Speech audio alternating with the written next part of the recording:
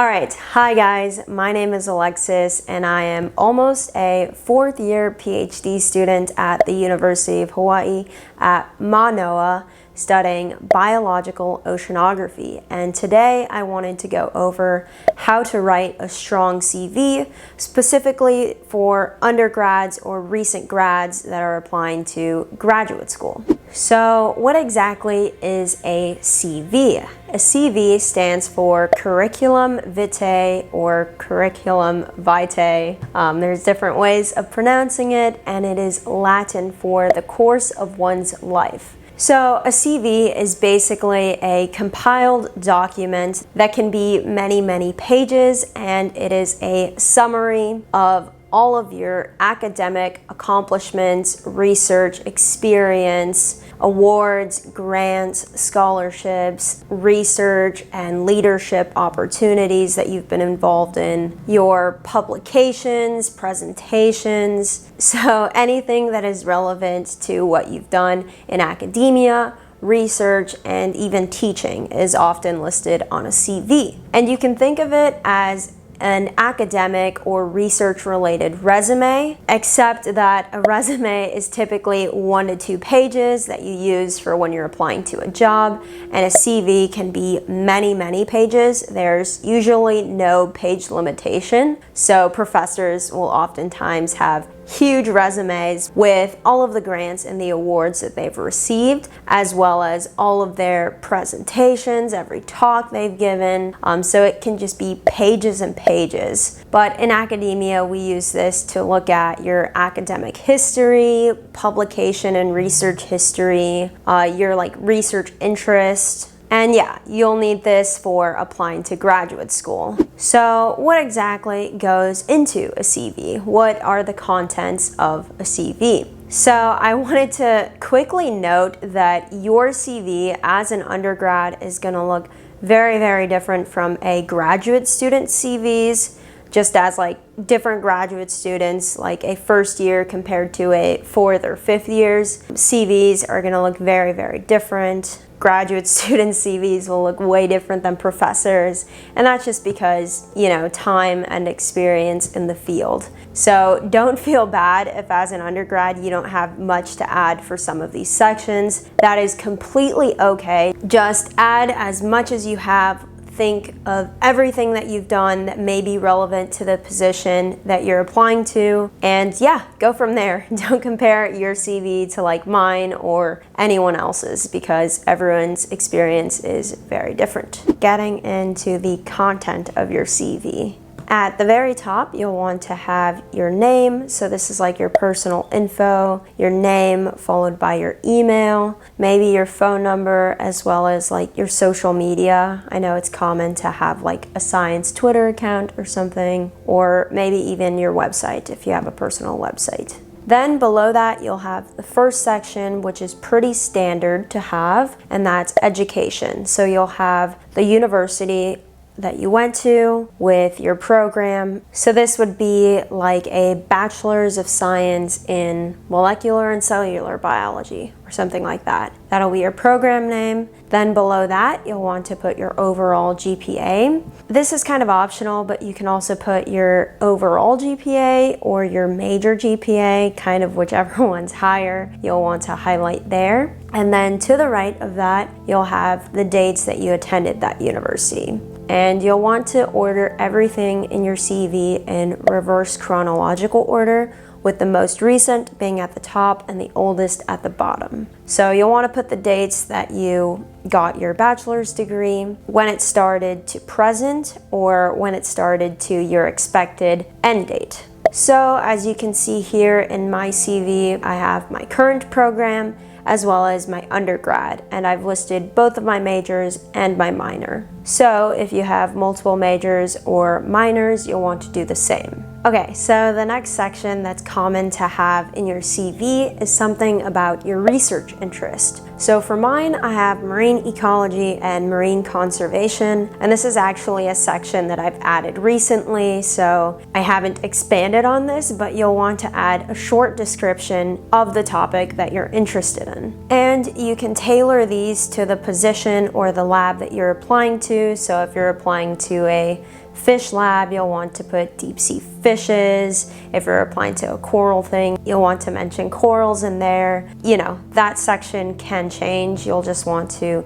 tailor it to the program you're applying to. And then below that, you can have your research experience or all of the research projects that you've worked on. I like to start at the top with the position or like job title. So mine right now is graduate student, but if I was an undergrad, it would look something like undergraduate researcher or undergraduate volunteer. If you worked in a lab or have any of that experience, you'll want to put the university that you worked at, as well as the principal investigator or the PI's name. So whose lab were you working in, or who was your advisor? And again, you'll want to make sure all of this is reverse chronological order. So I like to separate each research experience into different sections. So I begin with a project title. So what is the name of the project that I was working on that tells me a little bit about it? Then follow it with a description. So what was the project about? What did you actually do? What were you looking at, measuring, analyzing, or collecting? Like, give them a good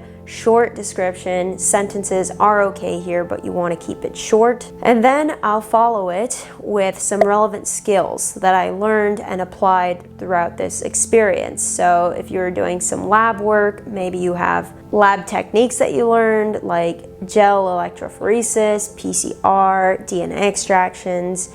Maybe you worked in the field, so you have like specific field techniques that you used, like maybe you conducted mark recapture surveys, maybe you used GIS. You'll want to mention all of that stuff and all of those skills that you've acquired specific to each project. So you can list all of the research experience that you have. As an undergrad, maybe you'll just have 1 or 2. It's variable, but you'll want to list that in there. Then you can move on to the honors and awards. So this is going to be a list of all of the honors that you've received. Maybe this is something like Dean's List or academic excellence, like merit or GPA-based awards that you've received. It can also be any scholarships that you have or like have received, any sort of money that you've received for doing good work or having good grades. All of that you want to list here. If you received awards for like presentations or posters that you've done, you'll also want to list that here.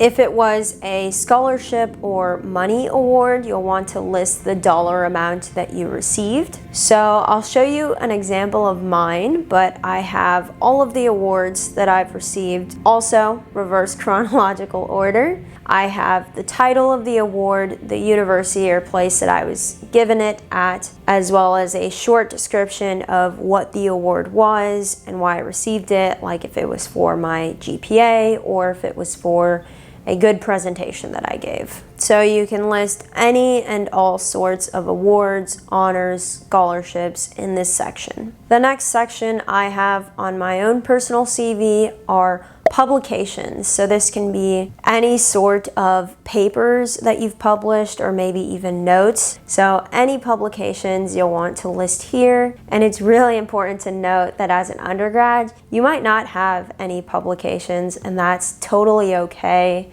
They are expecting undergrads to do research, and maybe undergrads with like even one publication look really, really impressive because it shows that they're really serious about it and they're already, have a step up. That wasn't really me as an undergrad. I had, I think, 2 published notes, herpetology notes, but it's totally okay if you don't have much to mention here as an undergrad. It's also important to note that if you're working on a paper with your advisor, you can put any manuscripts that are in preparation or in review. That is okay and fair game to put on your CV. You'll also want to have these in reverse chronological order. You'll want to keep your publication formatting consistent, and you want to highlight your name in every one because sometimes there's multiple authors and people want to see where you land. So like, were you first, second author, or somewhere in the middle. Next, I have presentations. So you can split this into invited talks if you have ever given any of those. Maybe unlikely if you're an undergrad or even a grad student, but that's where you would mention it. You can also separate it into oral and poster presentations, depending on how many you have. And you want to keep the formatting very consistent, whatever you choose to do. It's common to have the authors at the beginning with your name bolded so people know where you are, the name of the presentation or talk, the place or conference that it was presented at, as well as the physical location or state, the year that you gave this presentation, and whether it was an oral or poster presentation. You'll want to distinguish between those two. But if you're an undergrad and don't have many presentations as it is, then you don't really need to separate it into oral and poster. You'll just want to indicate once you list them which was which. The next section that I have here is teaching and pedagogy. So if you're a graduate student, you might list courses that you've TA'd for here. I mentioned that I was a teaching assistant for a course. I also put like a little description of what I specifically did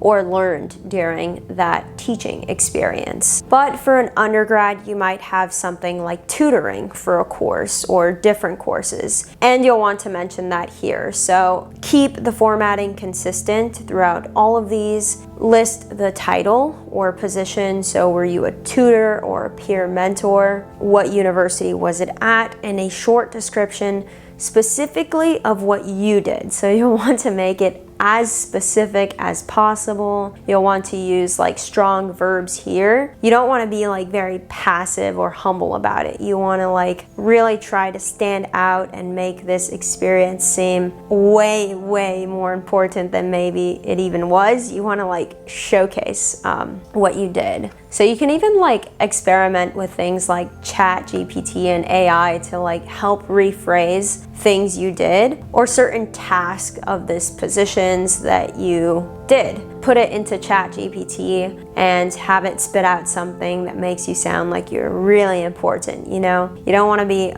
super humble here. You want to make it sound like you actually had an impact. You helped this many students, or like for this many hours, this many times a week. Be very specific in what you did. If you created study guides or resource materials, you can list that here. If you led like study sessions, one-on-ones, or with groups, you can list that here. I think it's also fair game, like if you've done any teacher training or mentoring workshops, that you can list that experience in this category. But it's really up to you and how relevant this is. If you're an undergrad, it might not be super relevant, but the farther you get along in your career, if there's a teaching focus or if you've served as a TA or want to become a professor, this section will become more important. The next category I have is leadership opportunities or experiences that you've had. Oftentimes, students are involved in a lot of different clubs in universities or during their college experience, maybe a sorority, fraternity,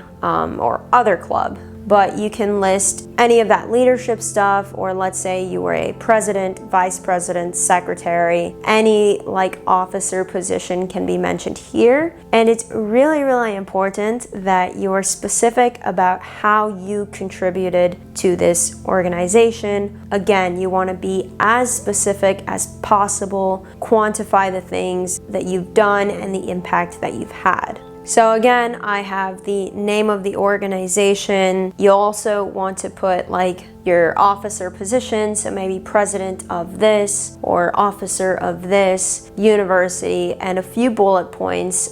Maybe keep it shorter. Shorter is probably simpler, of just the key ways that you contributed to this organization. Below that, you can have professional experience. So this can be work experience that is not related to research or working in a lab. Maybe you had a job on campus, in the library, library or like, I don't know, in the food section, in the bookstore, any of your like job experience can be listed here. And you'll just want to do the same thing: title, name of where it was, and a few bullet points or maybe just even a sentence about what you learned, how you contributed, why it was important, and kind of why you're listing it here. So let's say you just worked in like the food court on campus. You'll want to spin it off into a way that sounds good. You don't want to just say, oh, it was a job, I did it because I needed money. You want to make it sound really important, like you learned time management, how to balance school with a job, or you got to interact with customers and, I don't know, create like a strong work environment, something like that, you know. Spin it into something that sounds impactful. Next, you can have a big section for volunteer experience, and you'll want to have this also reverse chronological order. I think as an undergrad, it's totally okay to just list every volunteer thing that you've done. You don't really need a like large explanation of what it was. Unless you have very few things, then maybe you can go in depth about each one. But you can find a way to organize this that makes the most sense to you. So as an undergrad, doing like beach cleanups, street cleanups, working at like dog shelters and different things like that is okay to include. Like, it does show that you've done a decent amount of community service, and it definitely couldn't hurt your application. But I think as you transition from an undergrad to a grad student and applying to things like fellowships or the NSF GRFP, you're gonna wanna up this a little bit more. Maybe just find a way to categorize it where you have the really high impact stuff, like let's say you did a workshop or a panel. You'll want to have that be the focus at the top, and like lesser important things like beach cleanups or street cleanups could be listed toward the bottom. But yeah, you can like experiment with this section a few different ways. It's definitely not the most important, but I think it doesn't hurt to have it in there, and you'll want to put it more towards the end because it's not really like research related or your education or professional work experience. It's more like a nice little bonus thing to have in the end that shows that you're an active member of your community, you care about giving back and being a good team member, being a good person. And I think they also want to see like what your interests are, right? Like if you volunteered in this marine club where you went to go talk to schools about like different deep sea animals or marine animals, then that just gives them a sense of what kind of things you're interested in doing for your free time. Lastly, I like to end my CV with technical skills and training. So these are a lot of the skills that I've mentioned that I've acquired in my research experience or maybe even in any jobs that you've held. So you'll want to start off with things that you know people are looking for, like certain programming skills, experience in Python, MATLAB, or R. Something like that would be really good to put at the top. If you're applying for a lab job or field job, you'll want to put all of your lab techniques and field techniques that you've learned. You can list them all here. There's no downside in listing a lot of things, but you'll want to put the more important things to the top. So for example, I have lab techniques, extractions, PCR, gel electrophoresis, Zooscan microscopy. I've done mock nests at sea, all of that stuff. If you've done any like teacher training or diversity, equity, inclusion training, LGBT safe zone training, any sort of training, you'll want to list that in here too. And you can keep it brief. You don't have to have a super long explanation of the skill. Just put a nice bullet point that sums up what the skill is. And I also thought that you can add your language proficiency also in this section or at the very end. If you speak multiple languages or are proficient in a few, then you can list that there, and maybe a level of your proficiency. I think that can be really helpful to add on to your CV. It's not something that I've done for mine, but it's something that I want to. Maybe once like my Spanish is a little bit better and it actually makes sense to add it to the CV. But just thought I'd mention that in case it applies to you. So if you're getting any value out of this video, please give it a big like and hit the subscribe button. It really helps small YouTubers like myself, and I would be really, really thankful if you did. And next, I'll get on to some tips for formatting your CV. Okay, so now that you know what goes into a CV, I wanted to give you a few tips for formatting your CV so that it looks visual appealing to the person that has to read it. And I think it's totally okay to start with a template that maybe you find online or on Microsoft, Google Docs or something like that. That could be a good starting point, but you want to keep it simple. I wouldn't choose something like really complicated with like boxes everywhere. I think truly that the simpler it is, the better. If you look at CVs for professors, they're usually pretty plain.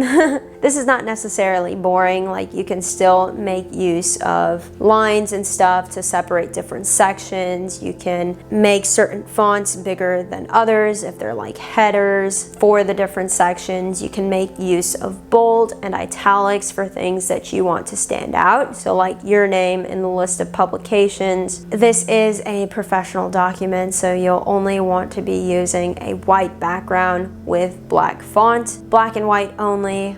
You don't want any crazy colors in here. And you'll want to use a default font that is easy to read, something like Arial, Times New Roman, or something similar. You can make use of bullet points, indentations, and really space things out in order for certain things to stand out so it doesn't look too cluttered. You can really experiment with all of that, and the whole goal is to make this visually appealing and very easy for someone to read and find the key takeaways. So your formatting is everything. And have someone else look at it and give you some feedback on what they think of your CV. Or if it's too cluttered, maybe some sentences are too long, you'll want to keep it short and sweet and to the point. Keep it consistent, keep formatting consistent, so you often have title, university, and then like description. Consistency is key here, especially for your publications and presentations. If every single one is different, people are not really gonna know where to find things, and it's just gonna be tough for them to go through. It's totally okay to add short descriptions of things you did.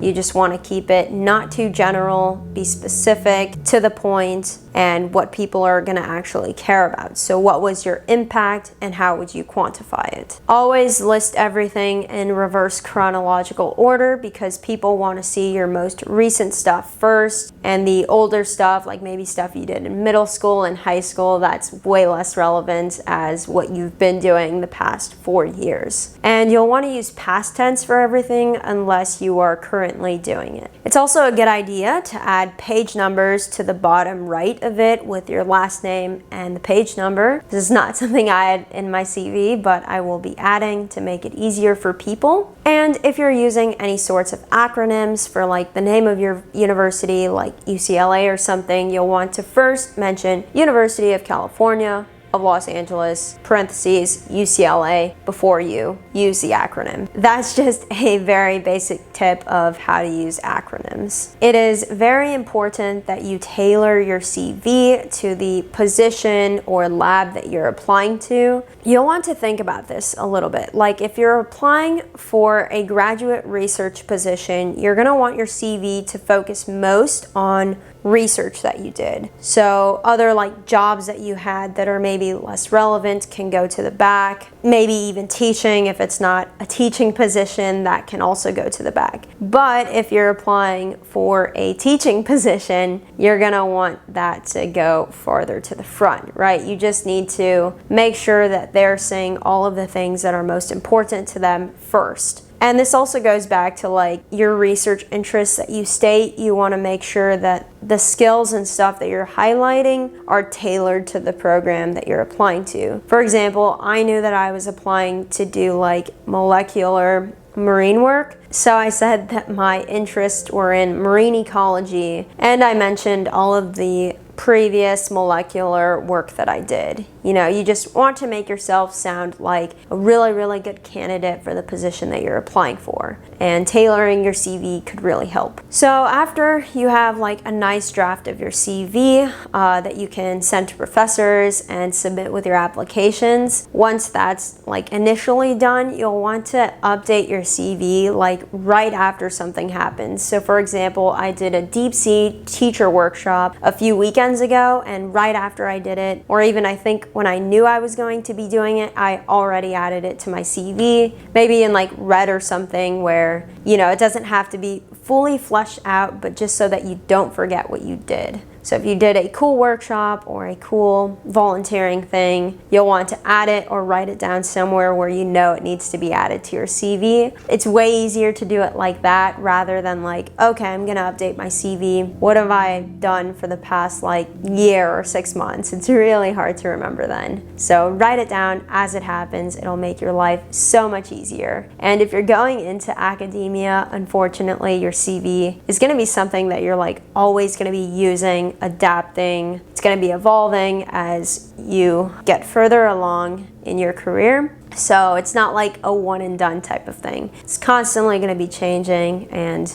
relevant, yeah, if you continue in academia or research. So yeah, that being said, it's just a very important document that your employers are going to care about and going to ask for. As a grad student, you'll need it when you're applying for funding positions or fellowships. It's important, it's ever changing, and even the layout and different sections of it, the different focuses of it are really going to change from when you're an undergrad to grad student and professor. Thank you guys for watching. I hope this video helps you guys create your own CV. And if you're applying to graduate school programs, you might want to check out some of my other videos that I have on how to apply to grad school, common interview questions, and tips for crushing your grad school interviews. Thank you guys so much, and I'll see you in the next video. Peace.